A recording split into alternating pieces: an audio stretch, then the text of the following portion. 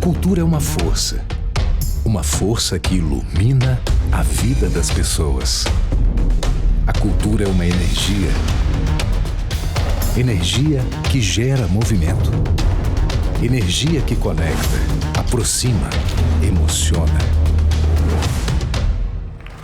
que toca cada um de nós de um jeito diferente.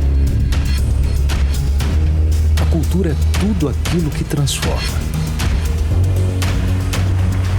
A CEMIG, maior incentivadora da cultura de Minas, aplaude de pé este espetáculo.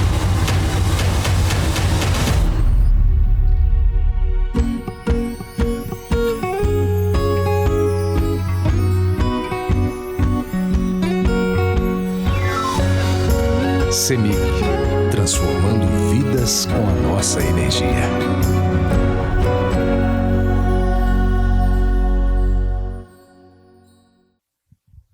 Olá, bem-vindos ao Sempre um Papo. Meu nome é Josane. Para quem não conhece, o Sempre um Papo é um projeto de incentivo ao hábito à leitura, criado há 37 anos pelo jornalista aqui de Belo Horizonte, Afonso Borges.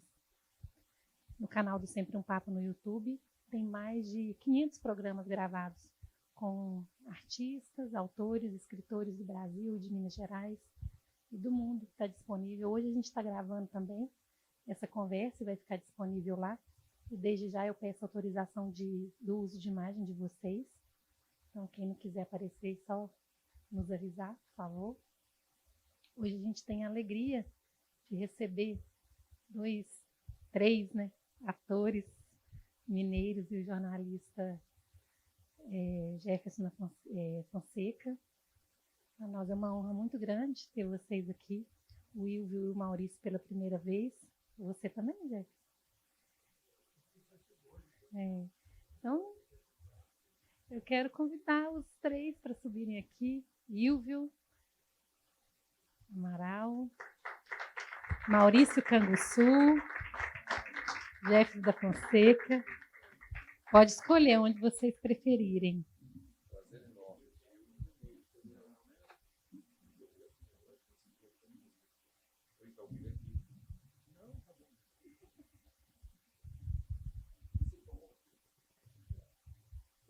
Eu vou ler uma pequena biografia aqui do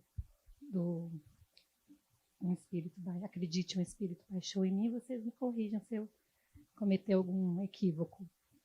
Esse livro que a gente vai falar hoje, Acredite, um Espírito Baixou em Mim, a trajetória de um sucesso, 25 anos, de autoria do Jefferson da Fonseca, traz a trajetória longeva de 25 anos da peça Acredite, um Espírito Baixou em Mim, escrita por Ronaldo Ciambrone, com direção de Sandra Pera. A produção é da Cangaral, produtora fundada pelos atores Ilvio Amaral e Maurício Canguçu, nomes que encabeçam esse espetáculo. A montagem tem a maior bilheteria da história do teatro de Minas Gerais e um dos maiores fenômenos de público pagante da cena nacional, com mais de 3 milhões de espectadores desde julho de 1998.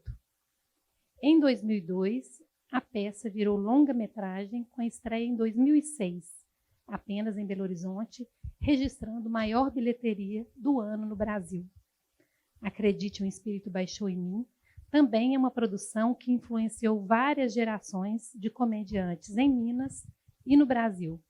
A peça já passou por diversos estados brasileiros, 60 municípios de Minas Gerais e 25 de São Paulo receberam a montagem. Foram 900 apresentações em 23 campanhas de popularização do teatro e da dança de Belo Horizonte, que somam cerca de 500 mil ingressos vendidos durante a campanha. Acredite, um Espírito Baixou em Mim é chamado de fenômeno. Mais de 1.000 pessoas já trabalharam na montagem nesses 25 anos, sendo o elenco atual formado por Ilvio Amaral, Maurício Canguçu, Adriana Ferrari, Ana Cândida, José Vilaça, Marino Canguçu, Rodrigo Nascimento e Rodrigo Schoffer. É porque você aí está misturando os dois elencos, né? O de São Paulo e o de Belo Horizonte. Ah, carinho, eu acho isso carinho. Ótimo. Não esquecemos ninguém. Não? Se fosse uma apresentação do Espírito Baixou em Mim, estaria lotada essa plateia, com certeza, com fila de gente esperando lá fora, né? 90%, 99% das vezes acontece dessa forma, né? Sempre casa superlotada e sempre fila de espera. E essa é uma sorte da gente, eu acho que é uma luz dos deuses, né, do teatro que nos presenteiam com esse sucesso, com esse fenômeno. E é engraçado, Josânia, o que acontece com o Espírito Baixou em Mim, não sei, né, assim, se a gente vai seguir uma ordem, mas é que já falou disso. O Espírito Baixou em Mim, apesar de 25 anos, sempre tem novidades. Esse mês agora de outubro, a gente teve duas novidades, que a gente imagina que aos 25 anos não terá mais nenhuma novidade. Nós tivemos duas novidades.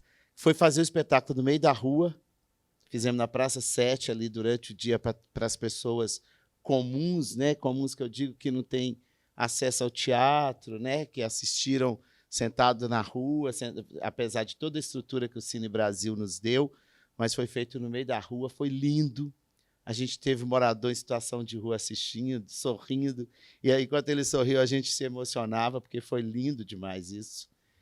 E a outra novidade é que a gente agora vai circular com a peça pelo Vale de Jequitinhonha, nas cidades de menor IDH do estado.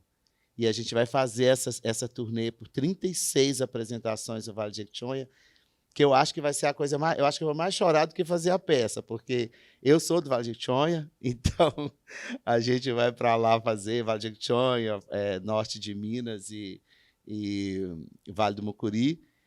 E a gente vai fazer também em lugares mais improváveis possíveis, né? Cidade com 2, 3 mil habitantes, às vezes dentro de escola, às vezes numa praça, às vezes numa esquina, às vezes numa sala, não sabemos onde. A gente está indo viver essa aventura agora. Então a gente pensa assim, não tem mais nada para acontecer com o Espírito Baixou em Mim. Tem. Já que você tocou no Vale de Jequitinhonha, eu vou pedir para você começar contando, né? Porque imagino que eu sei que foi lá porque eu já li o livro, né?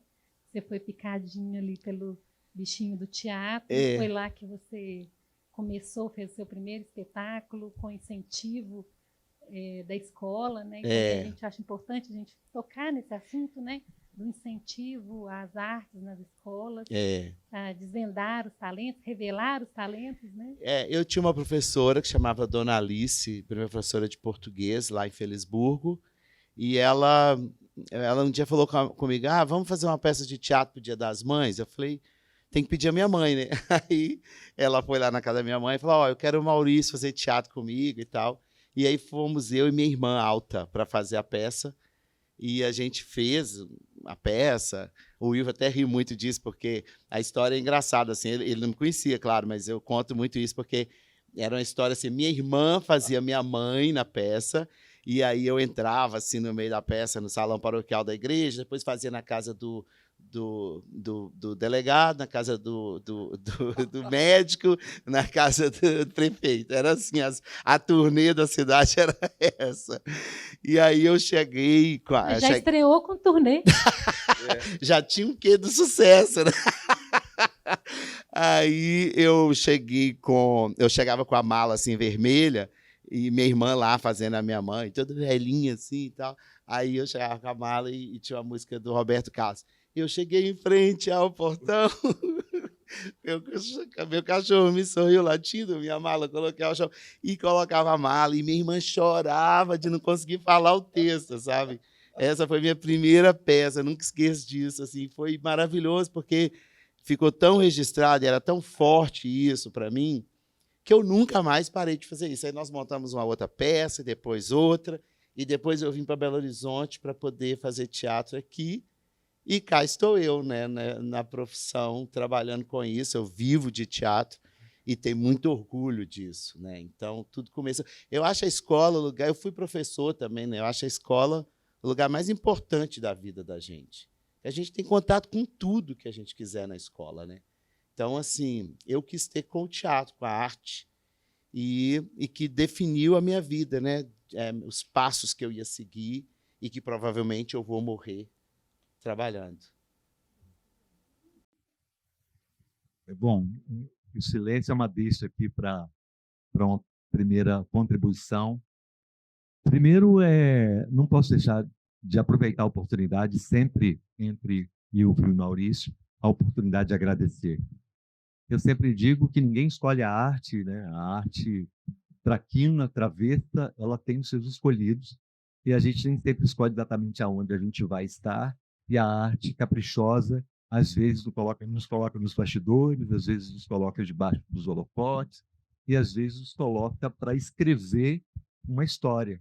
Então, é um privilégio muito grande, um papel coadjuvante desse lugar, essa escrita por diversos lugares, porque a escrita desse livro, ela vem dos camarins, a escrita desse livro vem das vans, dos carros, né, do transporte de um lugar para outro, a gente sempre esteve viajando muito, e essa escrita também veio do encontro das nossas casas, né, onde nós sempre nos frequentamos.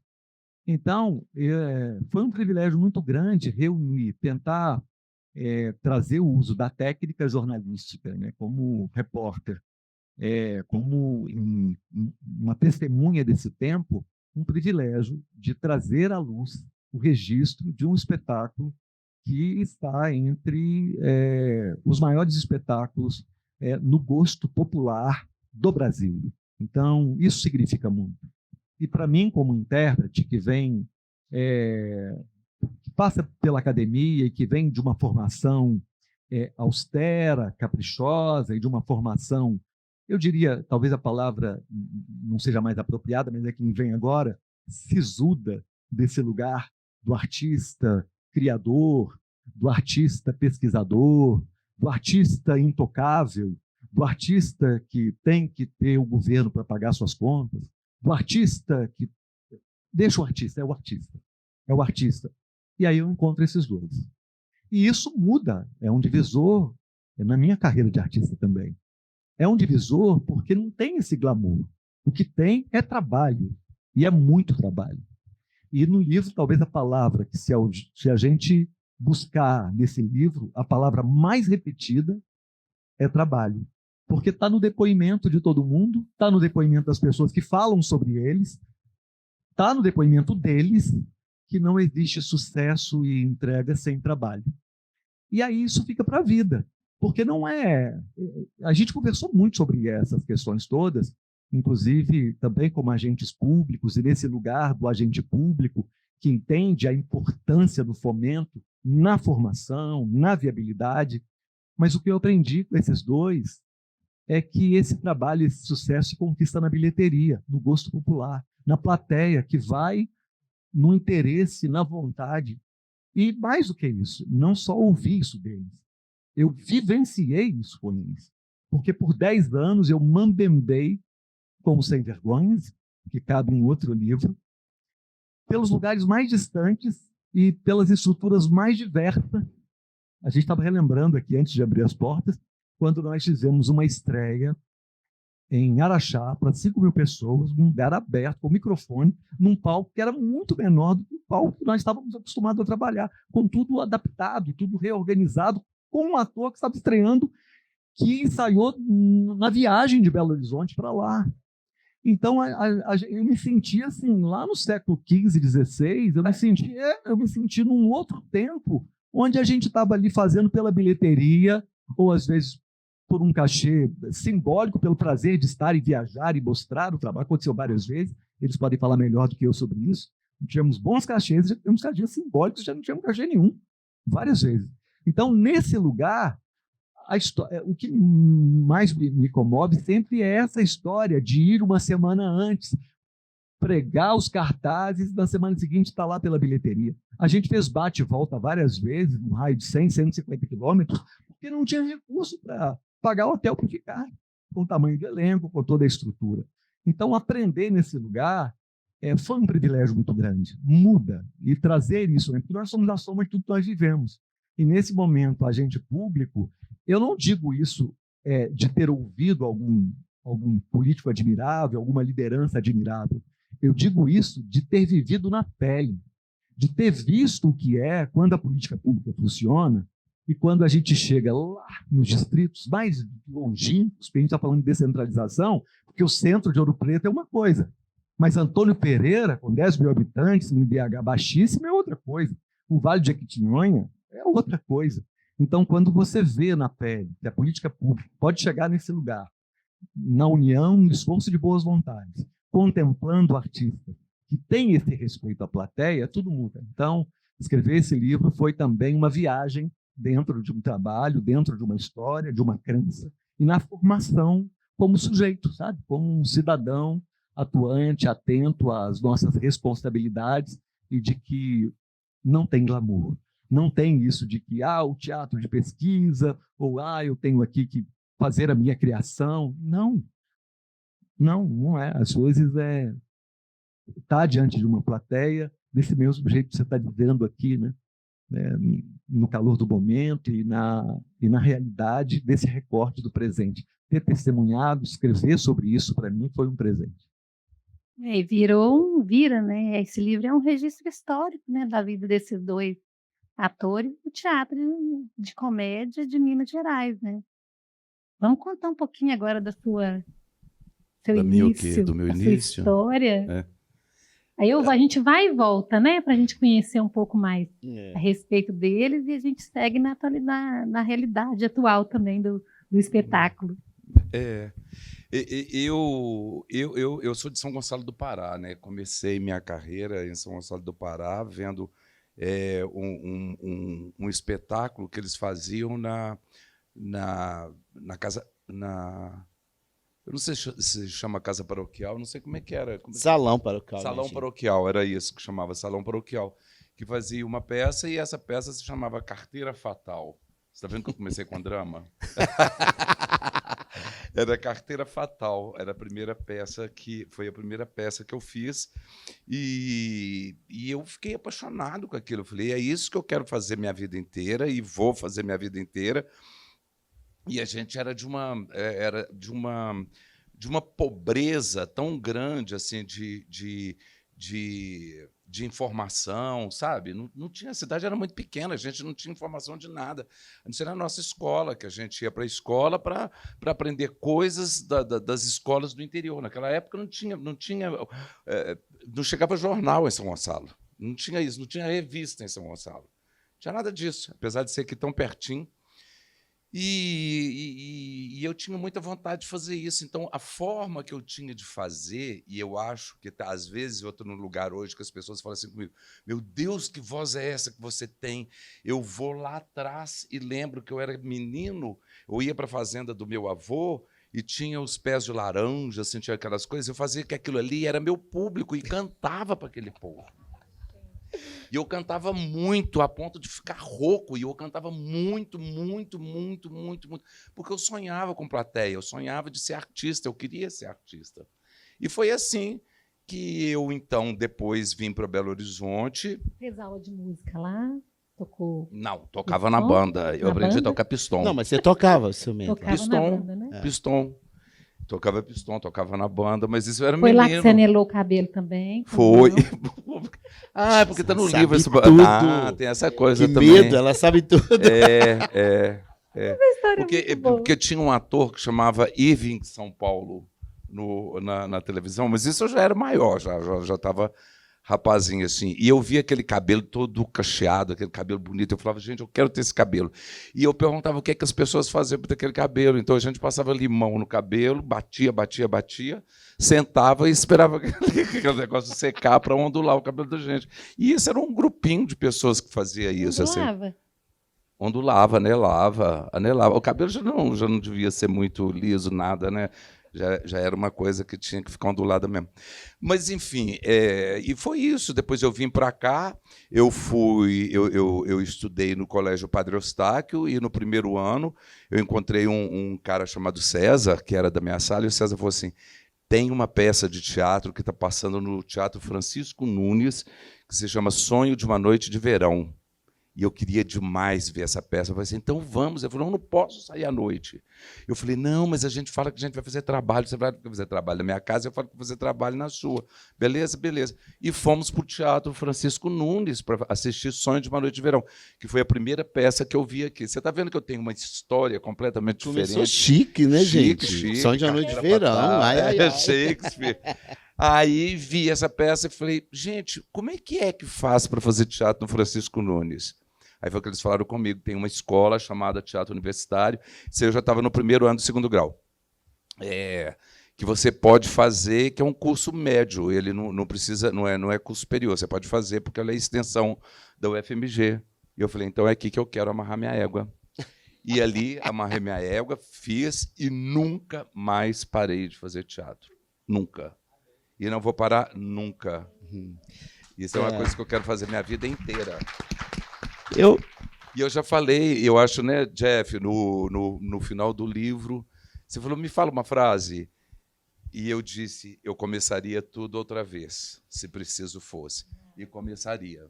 Faria tudo o que eu fiz e não tenho preguiça de fazer nenhuma dessas coisas, que são coisas...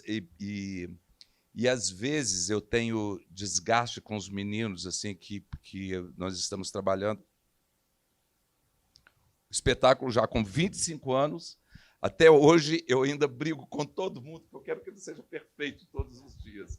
E se acontece qualquer coisa, eu falo assim, gente, mas não pode, isso não pode acontecer, tem gente pagando para viver a peça. Então a gente tem que fazer a peça da melhor forma possível. E a coisa que eu mais faço na minha vida inteira é respeitar público. Eu acho que qualquer pessoa que saia da casa dela e vá até o teatro para nos assistir, eu acho que aquela pessoa precisa do máximo de respeito. Por isso que eu amo minha profissão e faço da melhor forma que eu consigo. Eu queria só completar uma coisa, que coincidentemente eu vi aqui, inacreditavelmente, minha amiga querida, Cris Kumaira, que está aqui, da CEMIG. E é a primeira vez, eu não completei, mas agora que ela está aqui eu vou completar. O Espírito Baixou em Mim é a primeira vez que nós vamos ter um patrocínio grande, reconhecido, honesto. Não que os outros não tenham sido, os outros foram também, mas eram menores, eram pequenos. Mas é a primeira vez que a gente... Modestos. É a primeira vez que a gente está tendo um patrocínio para fazer essa turnê do Vale de Jequitinhonha, que é a CEMIG. Então, nós vamos fazer tudo isso graças à CEMIG. Então, eu queria agradecer a Cris Kumaira por isso, e foi a que ela está levando nossa peça para o interior. Foi a primeira vez que uma pessoa falou, não, esse projeto não pode ficar parado, né? Tem que ir para as Chama cidades. Energia com Alegria. Energia com alegria. E vale registrar também que a CEMIG é a nossa patrocinadora, né? Que ótimo! Muitas. A gente realiza sempre um papo lá no auditório da CEMIG, inclusive todos convidados para a semana que vem. A gente tem Fabrício Carpinejar lá, na terça-feira, no auditório da CEMIG. Obrigada pela presença aqui hoje. Eles merecem. Obrigado, Cris. O interessante da fala, né, que você diz, eu faria tudo de novo, né? Mesmo com essa trajetória de sucesso hoje que a gente vê, Acredito no Espírito Baixou em Mim, esse caminho, esse percurso de vocês é dureza, né? É muito amor à arte para conseguir seguir adiante com o teatro, viver de teatro e de arte, né? Você sabe o que acontece também? A gente teve a sorte, né, de ganhar esse Acredite, o Espírito Baixou em Mim, porque, na verdade, o Espírito, além de nos dar prazer, é um grande patrocinador que nós temos. Nós fizemos outros espetáculos, todos patrocinados pelo Espírito.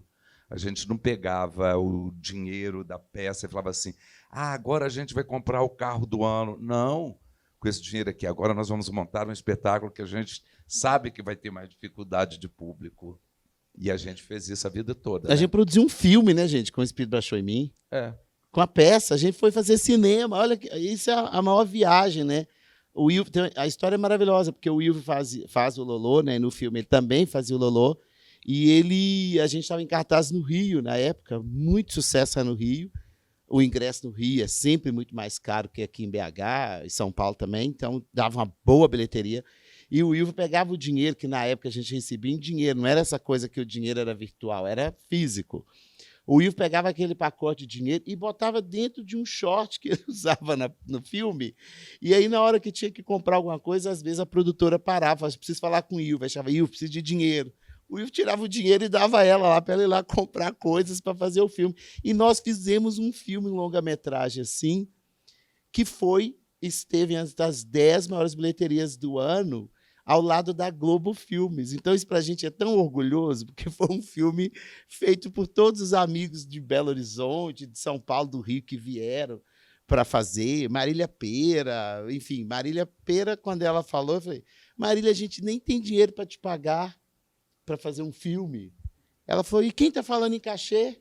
Eu quero fazer o filme. A Marília não fez um filme sem cobrar nada da gente. Imagina, Marília Pera fazer um longa-metragem sem cobrar nada.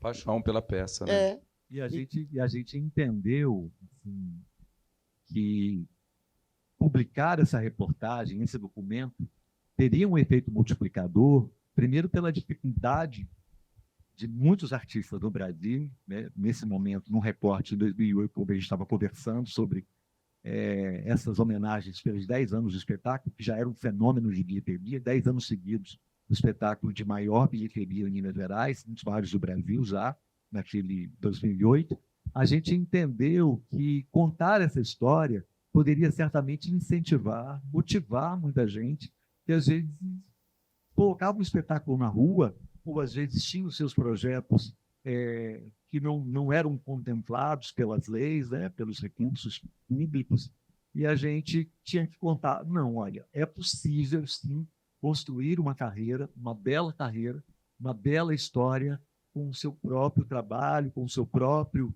suor e nessa persistência e nessa luta. E quando o Ilvo fala sobre o grande patrocinador da carreira, e eu faço questão sempre também de dizer isso com toda oportunidade, é que eles poderiam ter se acomodado nesse lugar, e nesse lugar do sucesso, e continuarem numa mesma linha de trabalho, e ainda que continuem, ainda que tenham o reconhecimento pela comédia, sou testemunha que transitaram em cena e fora de cena por todos os gêneros. Todos os gêneros. Talvez até tenham construído algum gênero, que eu ainda não identifiquei, nos espetáculos que fizeram, mas transitaram pela farsa com uma desenvoltura impressionante, né? Aliás, a comédia surge na farsa de Um Sonho de uma Noite de Verão, mas a gente está falando de Itália Fausta, por exemplo, que era uma farsa que estava levando alunos de teatro de todos os lugares de Minas Gerais para ver o Iquibeu. Quem são aqueles dois que estão fazendo esse sucesso ou que estão fazendo esse espetáculo, né, com essa desenvoltura toda? E sou testemunha, acompanhei, quando, por exemplo, levam um espetáculo como Por Pouco, um dos espetáculos mais lindos que eles já fizeram, para nem falar de Maio, antes que você me esqueça, que eu ainda digiro esse espetáculo diariamente, né? Que é um espetáculo... É lindo, assim. né? Então, esse lugar de ter um espetáculo patrocinador e ainda assim buscando novas possibilidades, contatos com novos diretores, com novos saberes, isso certamente está no espírito paixonino, não tenho a menor dúvida. Porque quando Bernardo Shaw diz, das pessoas que eu conheço, a mais sensata é o meu alfaiate, porque ele toma as minhas medidas toda vez que eu vou lá, eu não tenho a menor dúvida que quando o Ilvo e o Maurício entram em cena, eles têm outras camadas que vieram desses outros saberes ao longo dessa jornada. Então, não é nem muito difícil de entender o porquê desse frescor e desse espírito tão atual sempre. É. E muita briga também. Tem muita briga, a gente briga muito. Hoje mesmo, Maurício e eu brigamos até falar chega, né, Maurício? Tá? Mas é porque é o seguinte, Ilvo e eu, nós não temos o terceiro para poder discutir na briga. Então a gente briga e nós dois temos que resolver, não tem? Fica a Gabi e a Marisa olhando para nossa cara e a gente brigando na frente delas e elas caladas, assim, tipo, e agora? Para onde vai isso aqui? E aí tem que esperar, baixa a bola. Fala, bom, agora vamos terminar a nossa conversa. Nós acabamos um espetáculo uma vez, Canteando Lucas. Espetáculo, um diretor maravilhoso, Guilherme Leme, de fora, vem aqui, não sei de onde tiraram o dinheiro para fazer o espetáculo, exatamente, não sei que eu recebi em dia, mas estamos lá, aí na cantina do Lucas um dia, Ilvio vira para o Guilherme vira para o Ilvio, Maurício no meio, não vamos fazer um espetáculo? Não, então não vamos fazer. Não, então acabou. A gente há 5 dias de estrear. Não, então acabou. Então vamos comer. É verdade. Eu fiquei tentando entender o que ia ser de mim depois. O que ia ser do elenco, o que ia ser da produção, que tinha acabado ali na mesa. Não, eu me lembro perfeitamente disso. Você lembra disso? Eu lembro. Eu lembro porque também, claro. Meu pai estava doente, né, com Parkinson, e eu tinha que ir encontrar meu pai em algum lugar, sei lá o que era, e acabei, eu não sei lá onde que era no hospital. Tinha ido visitar meu pai e eu cheguei atrasado para o ensaio. Aí ele falou assim comigo, já não tá, não tem mais, não tem mais condições de fazer o trabalho com você, porque não sei o que. Eu falei assim, Guilherme, fica caladinho para eu gostar de você, pô.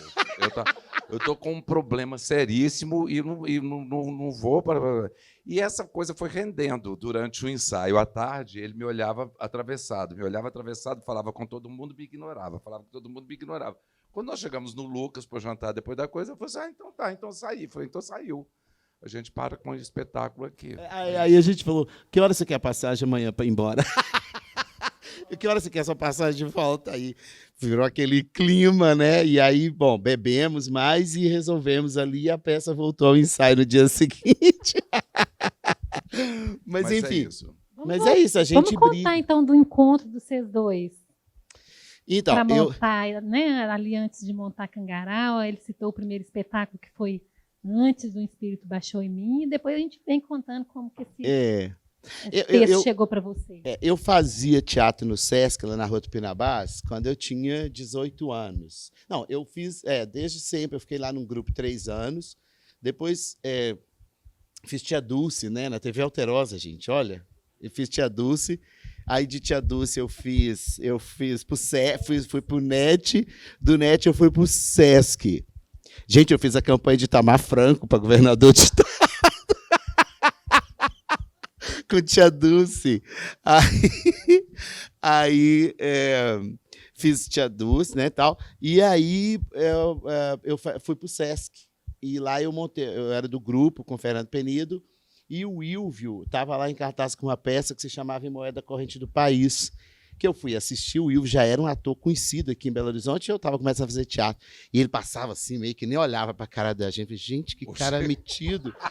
Meio que com a echarpe assim no pescoço, um calor. Gente, que echarpe é essa? Devia ser moda. Mas ele estava lá em cartaz com a peça. E eu ia assistir, ele fazia brilhantemente. Eu sou fã do Ilvio até hoje, né? Eu assisto muito o Ilvio fazendo teatro, mesmo eu em cena com ele. E aí eu ficava assistindo a peça e tal. Aí o Fernando Penido chamou ele para ser de uma comissão que ia avaliar os atores lá da escola. E eu meio que estava ajudando ali, formar a banca, botar água, essas coisas, botar mesa, cadeira, né? E o Ilvio era da banca. Chegou também todo botando banca da banca.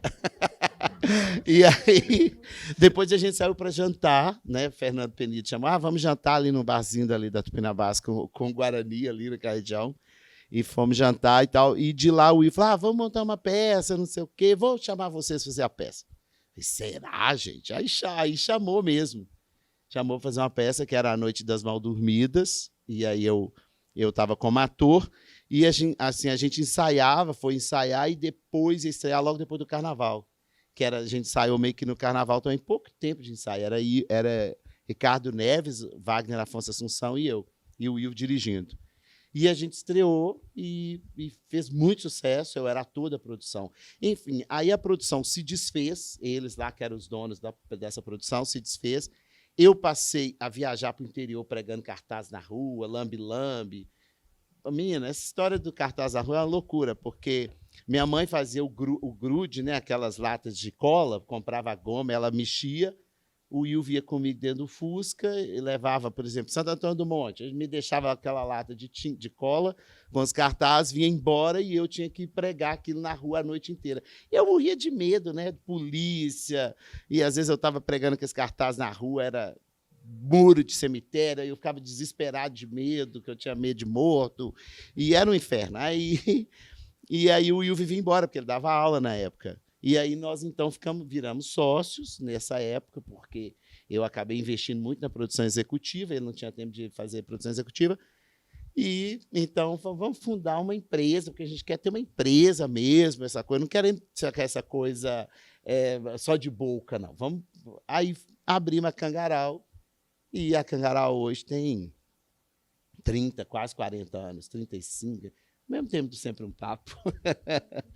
E aí é isso. Fizemos muitos fracassos, né? Mas muitos. Alguns viraram sucesso, como foi o caso da Itália Falsa, né? Que começou um grande fracasso, mas a gente acreditava muito na peça, a gente fez a peça virar sucesso e virou um fenômeno absurdo. Depois, e fizemos outros fracassos que nós não conseguimos reverter, e fizemos alguns sucessos, o maior deles, evidentemente, é O Espírito Baixou em Mim. E, Ilvio, como que O Espírito Baixou em Mim, esse texto, chegou para vocês? Então, a gente precisava sobreviver disso, né? Na verdade, o Maurício estava contando essa história. Como é que fala? A sociedade se desfez lá com os outros sócios. É porque eles não queriam viajar, eles queriam fizeram a temporada, nós fizemos a temporada aqui de Belo Horizonte, eles queriam acabar com isso. E a minha admiração com o Maurício foi porque ele falou, eu topo. Eu falei, quem quer ficar comigo, que nós vamos trabalhar. Eu topo. Eu falei, então vamos. E assim começamos e fomos fazendo. Depois fizemos Itália Falsa, depois fizemos A Eterna Luta. Perigosa, A Eterna Luta. E fomos até um dia que eu fui para o Rio de Janeiro para fazer uma peça que chamava Papo de Anjo, dirigido pelo João Bittencourt.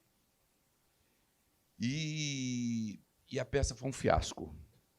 A peça foi péssima. E a Bárbara Eliodora, que era a grande crítica, né? Ela falou mal do espetáculo de todos os atores, e disse assim, é impressionante como é que o público ri de um bípede de saia quando entra em cena. Esse bípede era eu. Falei, bom, então se essa mulher fez isso comigo, e o João Bittencourt falou, olha, nosso patrocínio acabou, nós vamos parar com o espetáculo, não tem jeito. E eu vim embora do Rio para cá, cheguei aqui desanimado, falei, Maurício, eu acho que eu não quero mexer com isso mais não, isso vai ser uma porcaria, minha vida acabou, não deu público, e a crítica acabou com a gente, e eram atores famosos da época, eu era o único desconhecido, tanto que o João Bittencourt não tinha como me anunciar fazendo o protagonista da peça dele lá, ele põe assim no cartaz. E Ilvio Amaral, pela primeira vez no Rio de Janeiro. Gente, sim, e aí, o que é isso? O que significa? Quem é esse Ilvio Amaral pela primeira vez no Rio de Janeiro? Tinha na placa, Ilvio Amaral, pela primeira vez do Rio, entre parênteses. Eu falei, gente, o povo olhava, que será isso, né? Uma loucura isso. E eu vi, e Maurício falou assim, Ilvio, tem uma peça que eu vi que foi feita lá em São Paulo, que dava muito dinheiro.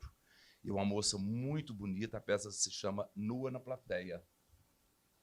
Falei, menino, a gente pode ficar rico com isso, vamos ver se a gente pode fazer alguma coisa. Vamos, pegamos, o Rogério Cardoso estava trabalhando com a Brenda Silveira, que ela tinha arrendado o teatro do Iquibeu, terminou a temporada delas, ela entregou o teatro, nós pegamos o teatro para a gente, com o seu José, né, lá do Iquibeu, ficamos diretores do teatro, montamos Nua na Plateia, a peça tinha 90% de homem na plateia e 5% de mulher, porque 5% ficava vazio. Então, mas era um sucesso, né? Era um sucesso louco a peça. Nós ganhamos dinheiro com isso e fomos ver Ronaldo Ciambrone, então, fazendo Donana no Sesc. Porque o Nua na Plateia é do Ronaldo Ciambrone também. É do Ronaldo Ciambrone, no Sesc Minas. E aí terminou, falou, o senhor pode jantar conosco? Ele, claro, nós vamos jantar e tal. E eu falei, a gente queria outro texto, porque esse Nua na Plateia já deu e tal, a gente queria ver. E ele mandou um monte de texto para a gente. Quando a gente pegou O Espírito Baixou em Mim, eu falei, Maurício. E tinha outro nome, né? Bófia Milanesa. Na verdade, assim, a gente, aí nesse período, a gente foi fazer uma novela, que foi Mandacaru, né, lá na Manchete, e E aí terminou a novela, o Will ia fazer uma outra, que chamava Brida, que acabou no meio. Faliu a Manchete junto com Brida. E a gente ficou meio sem trabalho. Não, viu, gente? A gente ficou meio sem trabalho. Assim, E aí falou, pô, e agora o que nós vamos fazer? O que nós vamos fazer? Tem que arrumar alguma coisa para fazer, tem que pagar o aluguel do teatro, tem que pagar o salário dos funcionários do teatro, porque a gente tinha arrendado o teatro. Precisamos montar alguma coisa muito rápida. E aí uma pessoa liberou a data do teatro, não tinha dinheiro para montar lá a produção que ele ia fazer.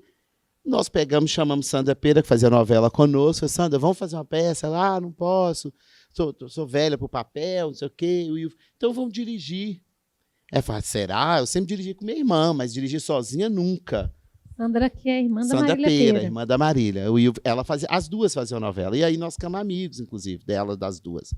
Aí o Will falou, vamos. Ela, você dirige comigo? Eu falei assim, dirijo. Mas depois o Will falou, não vou dirigir, só falei isso para ela vir. Depois eu saio fora para usar só o nome dela, ficar só ela dirigindo. E ela acabou vindo, e só que a gente tinha 15 dias para estrear a peça. Porque não podia deixar o teatro fechado um dia, porque aquele dinheiro contaria no final do mês para pagar o aluguel, o salário e o aluguel do lugar. Aí, e estava na Copa do Mundo, aquela Copa que o Brasil ganhou, né? Acho que em 98. Estava na Copa, então a gente assistia os jogos da Copa e depois ia para o ensaio. Assistia os jogos e ia para o ensaio. E, bom, no final da Copa, que nós estamos no dia 30 de julho, no final da Copa, que a Copa acabou um dia antes ou dois, não me engano, a gente estreia, então, O Espírito Baixou em Mim, 15 dias, 2 semanas. A gente tinha 2 semanas para ensaiar a peça. E aí, no meio do caminho, né, o Ciambrone mandou esses textos, com esses nomes, a história que o contou.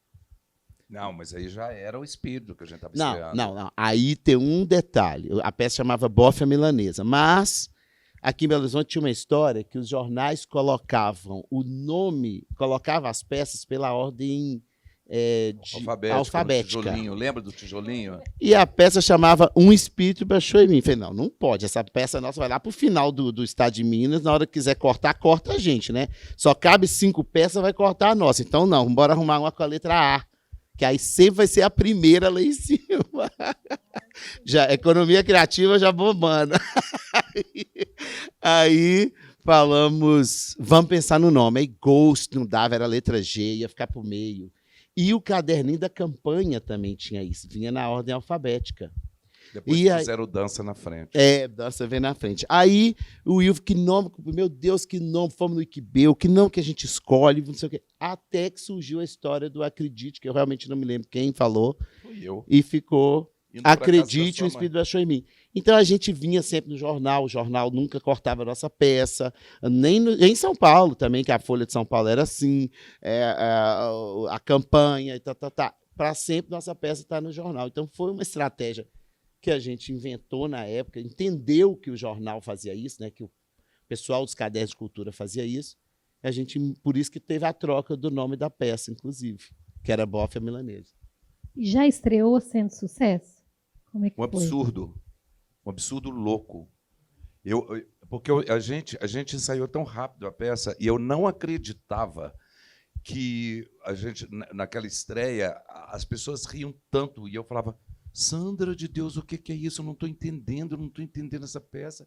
Não é possível que essa peça é tão engraçada. E ela falou, a peça é engraçada.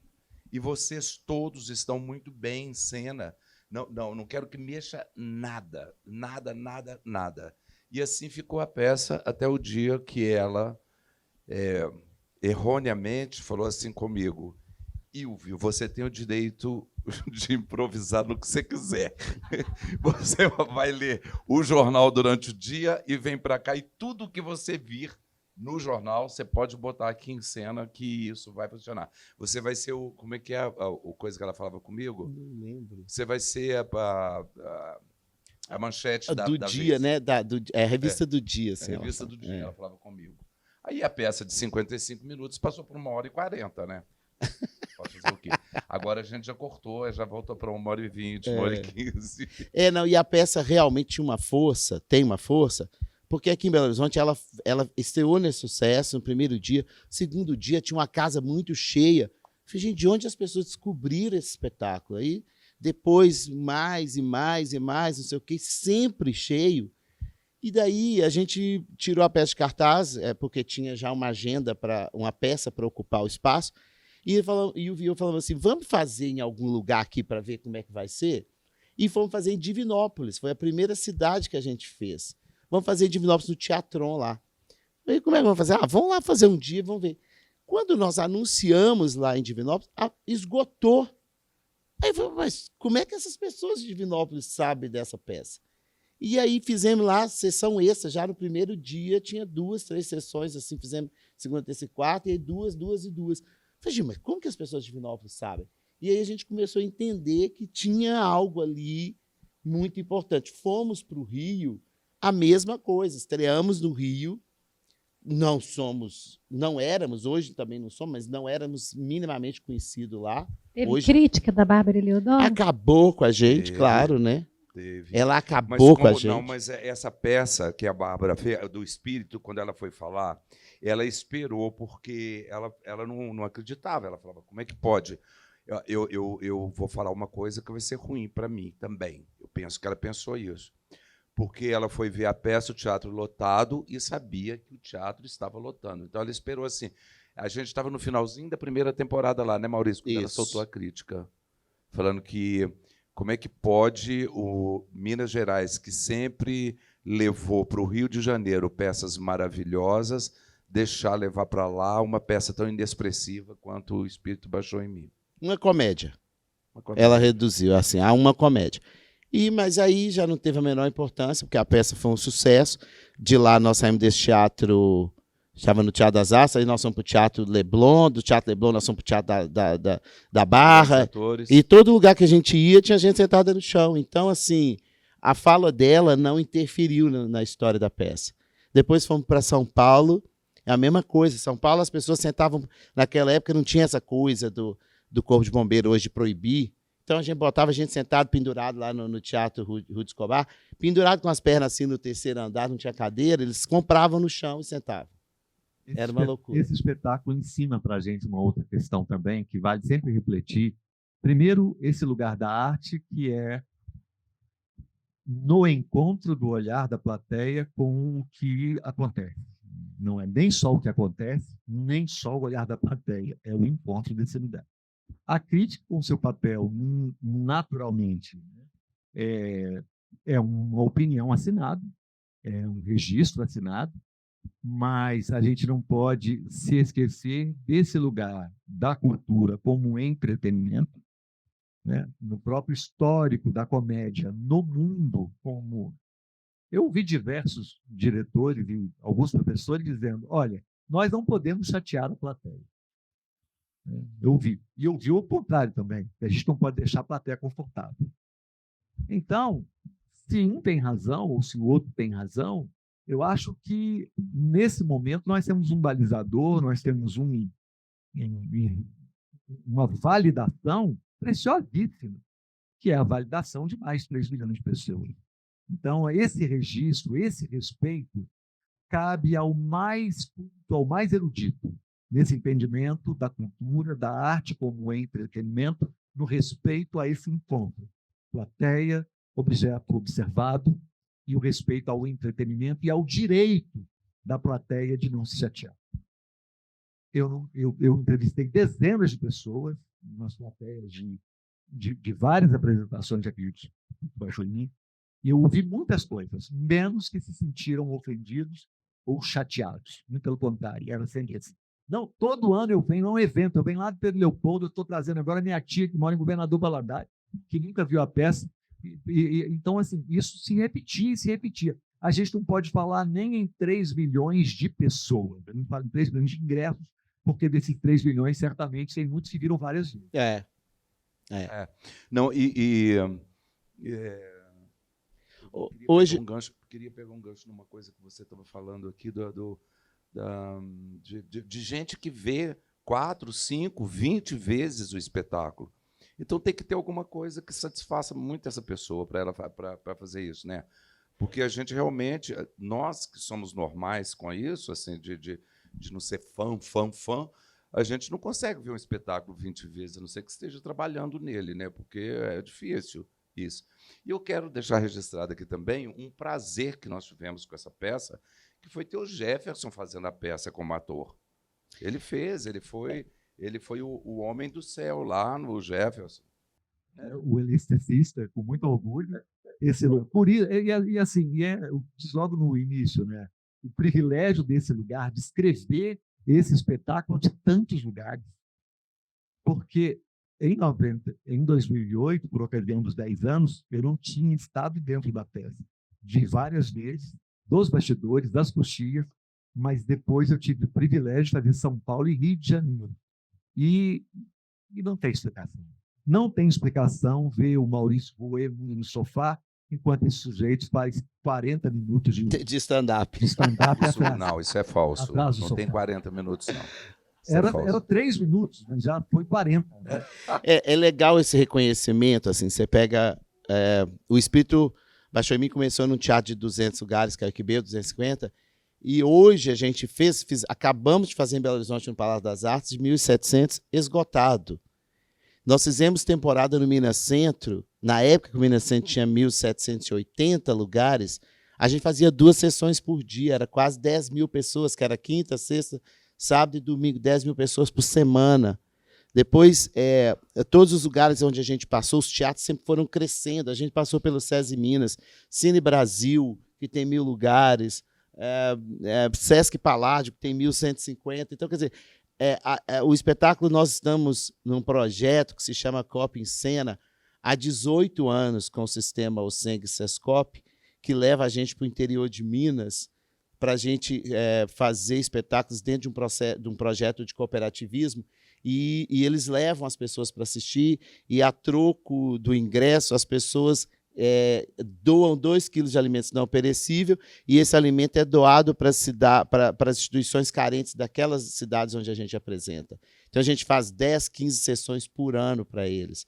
Agora, tem o reconhecimento, por exemplo, de uma empresa do tamanho da CEMIG, de reconhecer o valor do teatro popular, do teatro da comédia popular de costume, e levar para as regiões que, muitas regiões, provavelmente, nunca teve uma peça profissional, como a gente vai, né? Algumas das cidades, Catugi, e tantas outras que a gente vai passar. Então, assim, é tão gratificante ver que as pessoas, que as empresas, que as instituições reconhecem isso e que é genuíno, né? Então, para a gente é muito orgulhoso isso, dá muito orgulho. E o convite, recebemos um convite agora para fazer no Arena Hall, o teatro. Que são 3.620 pessoas. Cristo, eu falei, eu não tenho coragem de fazer isso não, gente, vocês estão loucos. Aí algumas falaram, não, a gente produz junto. Eu falei, então tá. A gente deve fazer o Arena Hall, olha, eu falo em primeira mão, nem Oi, sabe. gente, agora vamos abrir para pergunta? Alguém quer fazer? Quer falar alguma coisa? Pode? Quer? Fala seu nome, por favor, para a gente pegar aqui com a câmera a pergunta também.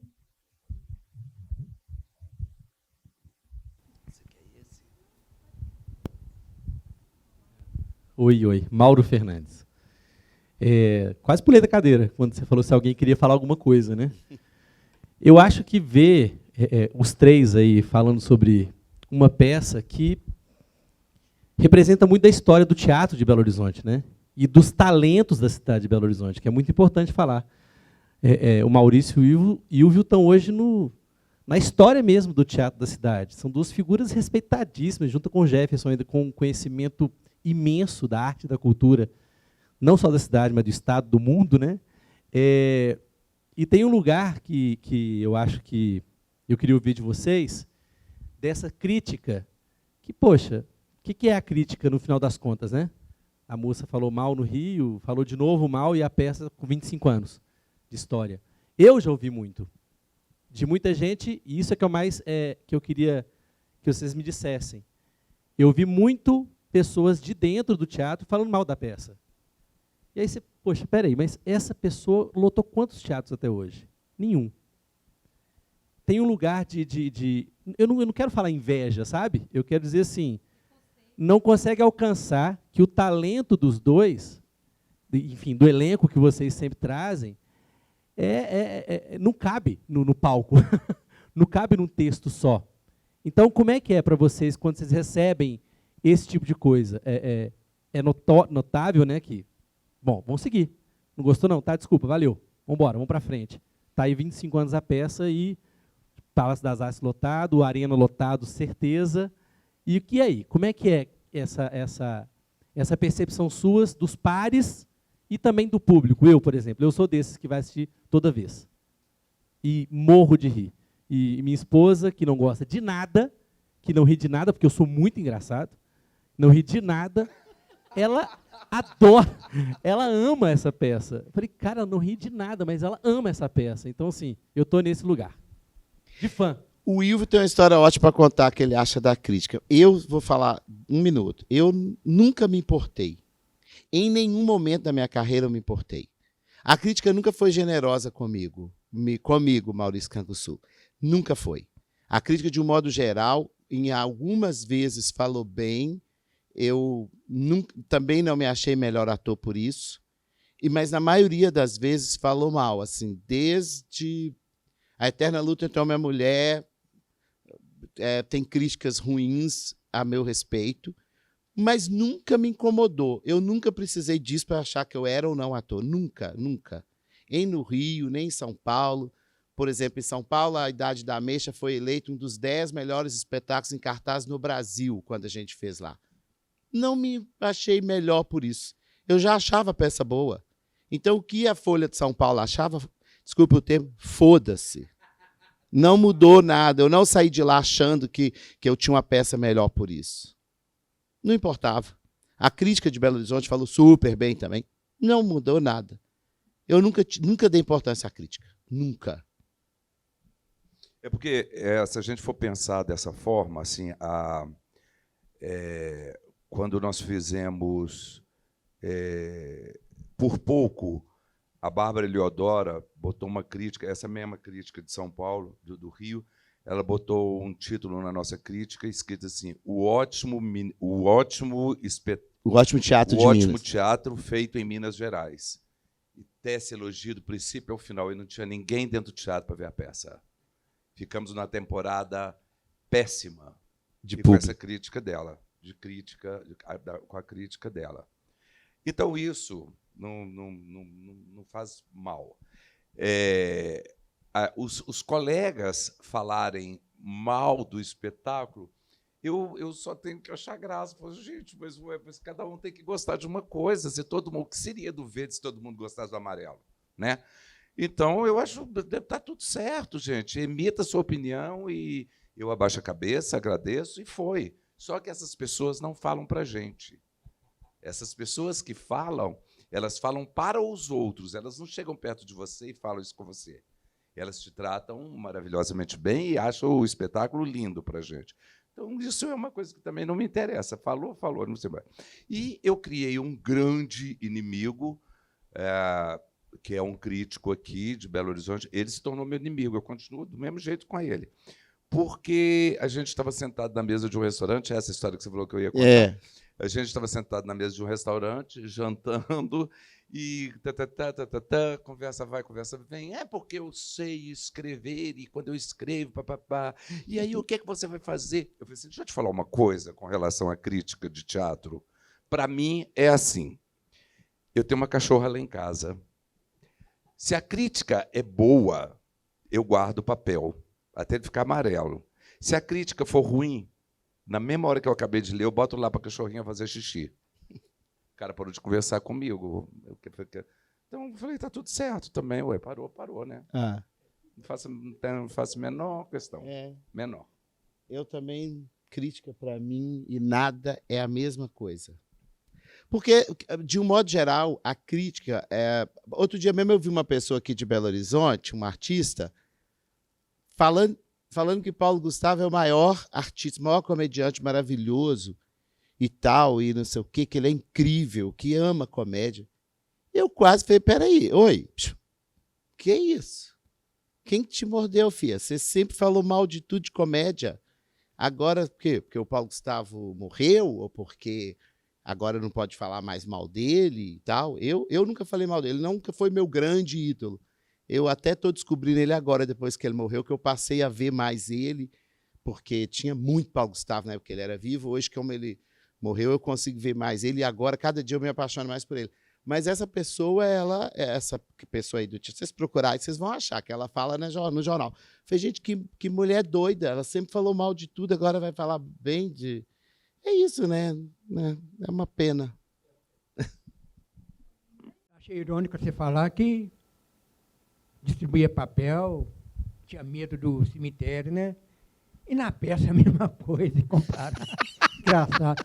Outra coisa, você falar que do público, assim, falar do público, gente, eu nunca me senti ofendido.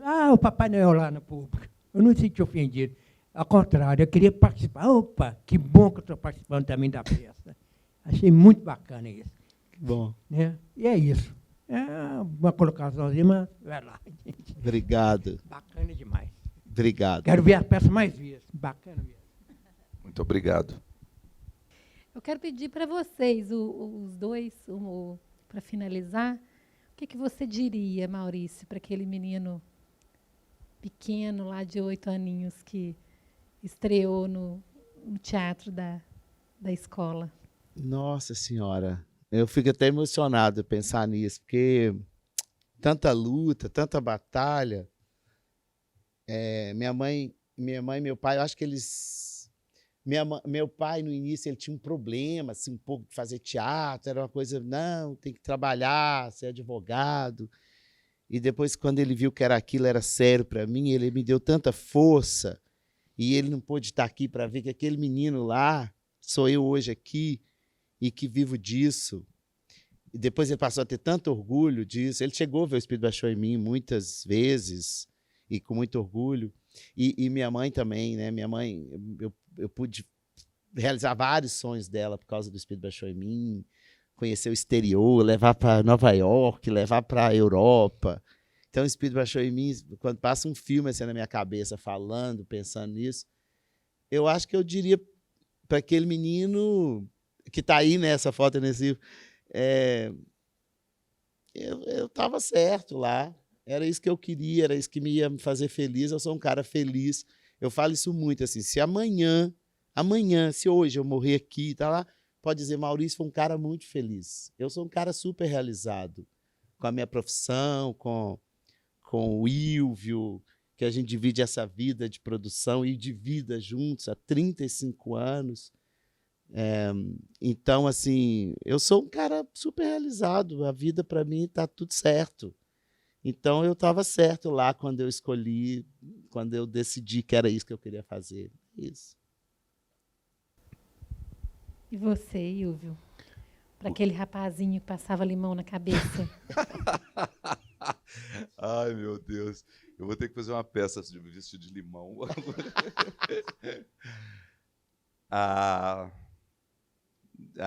Eu ia me dar parabéns, pô. Eu ia falar assim, pô, vai continuar brigando, vai continuar lutando e não para eu não desistir de nada. Eu não desisto dos meus sonhos e sou feliz demais. Essa coisa que o Maurício está falando, sou muito feliz, sou feliz com a minha profissão, com as minhas coisas, apesar de às vezes a gente levar cada tranco, né, cada coisa, assim, cada susto, mas isso não me faz desistir. Então eu diria, eu começaria tudo outra vez, se preciso fosse. E faria da mesma forma, da mesma alegria, convivendo com as mesmas pessoas, tendo o Maurício do meu lado o tempo todo e brigando com ele e a gente chegando num acordo sempre, porque, apesar de todas as brigas, a gente acaba chegando e fala assim, é aqui ó, que está o erro da coisa, vamos chegar nisso.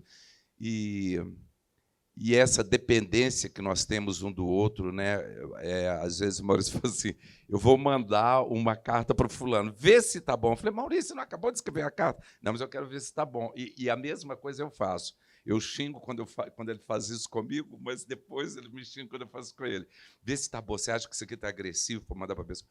E assim vamos levando, e eu sou feliz com o que eu consegui e tenho orgulho de mim, do que eu fui e do que eu sou hoje.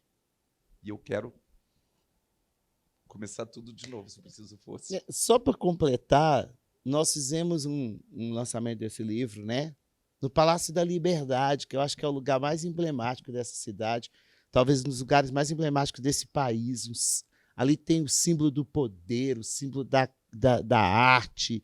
Ali tem... É uma joia aquilo ali. Estar ali, para mim, foi muito importante. Maurício, Estar nós no estamos Palácio no das Sempre Artes. um Papo.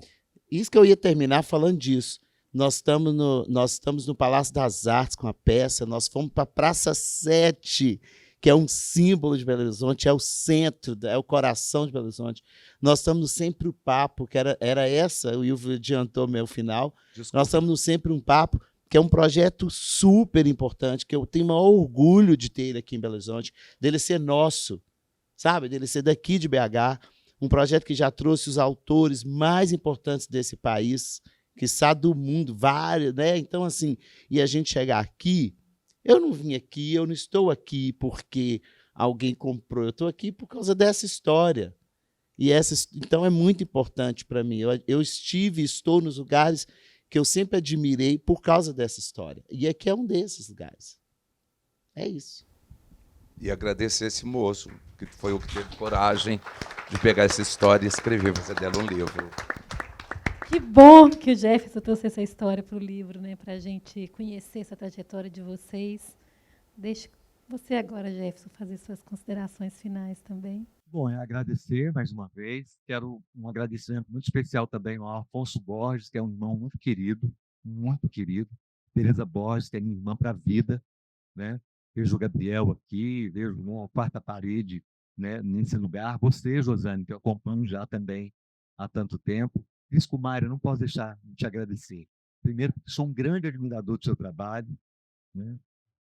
Eu tenho uma história com você, a nossa Fundação de Arte Ouro Preto. Você confiou na gente um projeto, você estava com o maior carinho com ele, que era a Semana da Inconfidência, que era o projeto, uma encomenda do governador, e você nos deu toda a condição de realizar, e eu não posso deixar de agradecer você agora na CEMIG, num projeto como esse, do Papa, a circulação pelo Vale de Jequitinhonha. Como artista, eu me sinto muito representado por você.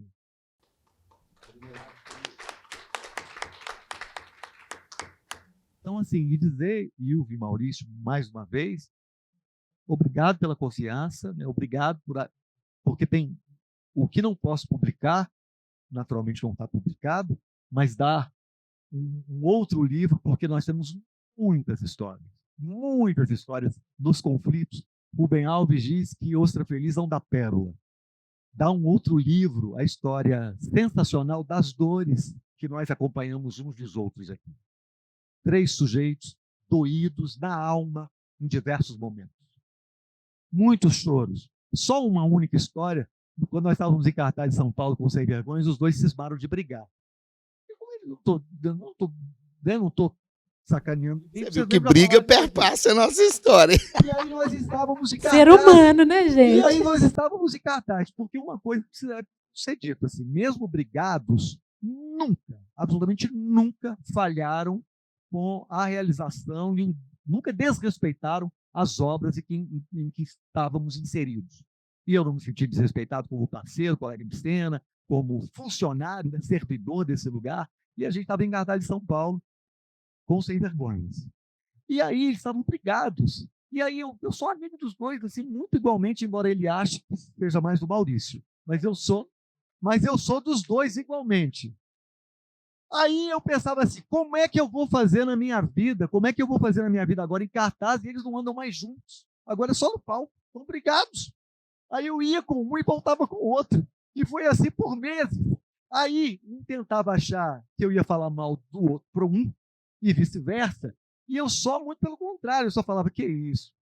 Está sofrendo horrores. Está sofrendo horrores. E falava, estava nada às vezes. Mas está sofrendo, é o próximo livro. Está sofrendo horrores. Não tem isso. Nunca falou mal de você para mim, nunca.